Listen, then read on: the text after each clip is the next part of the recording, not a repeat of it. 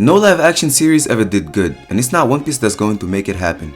Well, at least that's what I and most people thought, hoping for a miracle until it was dropped. It happened. One Piece made it happen.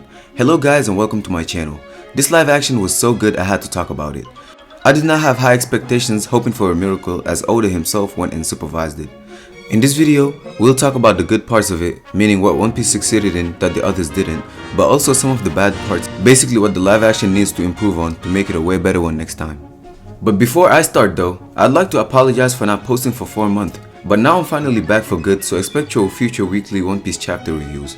I'm also planning to talk about other animes, so if you got any suggestions, put it in the comments. Like and subscribe to support my channel. Follow my IG and TikTok for more content, and without further ado, let's get started.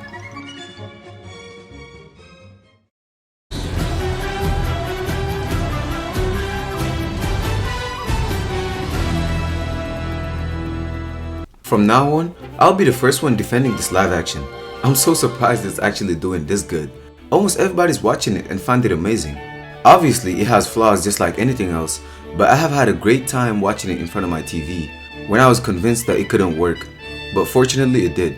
I feel bad for the haters, and believe me, we have a bunch of them, or even those who worship the original version just to feel different.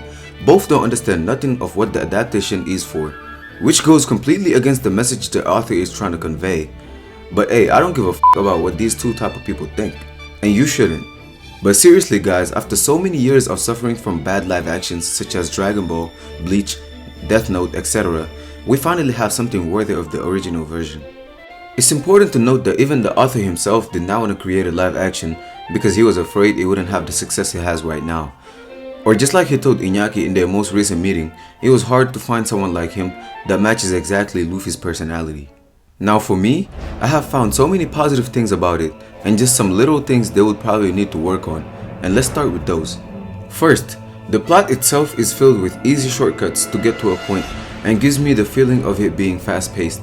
For example, Zoro getting freed easily and so many other moments. Now let's talk about Arlong Park, as for me and so many One Piece fans, this is the specific moment that made us love the story. This arc is for me where One Piece became One Piece, if you know what I mean. It is from this arc that it became a story of a strong, solid crew bounded by feelings and friendship. When Nami asks Luffy to help her, it's the key element on which the show is based, and in the live action series, it was not all that. The next problem that others have, but which I find excellent, is that Luffy often yells like crazy. Some can find it annoying, but I think it's beautiful as he's trying to match Luffy's personality in some moments. Now back to when Nami asked Luffy for help, the moment for me was magnificent, but I think there are things missing, especially if you're used to the anime. What bothers me here is the expression of their faces on the specific scene. I think it was more defined and not forced in the manga than the live action. But apart from that, the rhythm, the dialogues, the staging, etc., I found it excellent. I just wanted to point out that it does not come up to the emotional accuracy of this moment in the manga. A human face is generally less expressive than a drawing. The show just needs to stop trying to recreate almost the same thing from the anime just by the simple fact that we have human characters this time, and not manga characters. It can never be as good as the original. The fights also do not reach the epic level of the original version. In short, a large majority of the flaws just come from the fact that they try to adapt scenes originally for a manga. But did they fail to adapt everything they tried to adapt? No.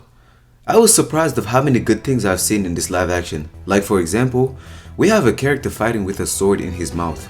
Like that's impossible in real life. Another with hands in his pocket. It's just amazing to see as a One Piece fan. You could feel how much effort, love, and passion they put in it for people to f with it this much. I mean, just take a look at these numbers. The live action is doing so great, breaking records. The One Piece Netflix live action is currently #1 in 86 different countries, even surpassing the records set by Stranger Things Season 4 and Wednesday. That's just incredible to see. It's not dominating the anime world only, but everywhere you go right now, they're surely talking about it, maybe trying to start the anime too if they've never watched it before, as it broke records of shows known worldwide right now. What really contributed in the success is also how they put different languages on it. And for me, I really loved how they put the OG voice actors. It really made me feel more like I'm watching the real One Piece anime. Seeing One Piece in the spotlight makes me so happy, and we should see this as an easier way to introduce more people in the show. I don't understand why some One Piece fans themselves hate on it. But anyways, notice how they put Foxy's and Cavendish's bounty That shows that they have the ambition to get to that far in the show. Like I said earlier, this could be a better way to convince people to get past the East Blue Saga faster if it's gonna be boring for them, or if they can't watch all 60 or more episodes of the East Blue Saga. The fast paced is beneficial for new watchers, but for anime watchers to see themselves in it as much? No. Like I said, it's for the good. Some parts in the manga was better in the adaptation than the anime itself. For example, Syrup Village arc. I couldn't like Kuro in the manga, but in the live action, he did so much better in my opinion. I also want to talk about how the transponder snails were also included in the show, and they didn't even have to, which again shows how much effort and love they put in it to make it good, and it definitely lived up to the hype.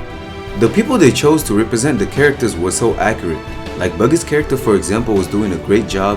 Usopp's nose is also not a problem, because like I said again, us One Piece fans have to understand that new people are not gonna maybe want too much goofiness, so it's okay like that. Anyways, the way they put less comedy is a great idea, especially for new watchers, cause they're not used to One Piece's goofiness. Okay, now the violence is something I liked about it, especially it reflects how cruel the world of pirates should normally be. Like for example in the fight Zoro vs Mr. 7. Something I'd also like to mention is the change of scenario.